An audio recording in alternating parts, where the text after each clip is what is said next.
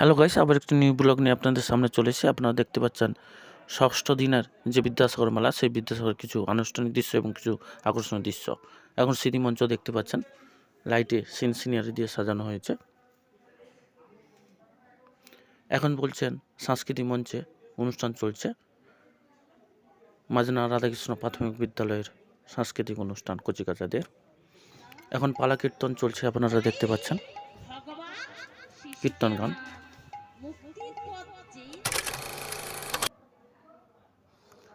এখন দেখতে পাচ্ছেন যে ডিস্কো, সেই ডিস্কোর মানুষের যে ঢল, নাগরদোলার দেখতে পাচ্ছেন, তোলার পর টিকিটগুলো ছিঁড়ে ফেলছে, সেগুলো আপনারা দেখতে পাচ্ছেন।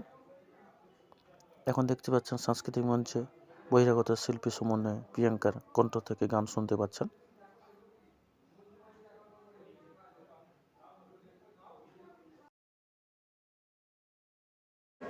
এখন দেখতে পাচ্ছেন তিয়াশা রায় শ্যামা অভিনয়ে যে তিনি এসছেন বহিরাগত শিল্পী, তিনি এখন গান গাইছেন, শুনতে থাকুন।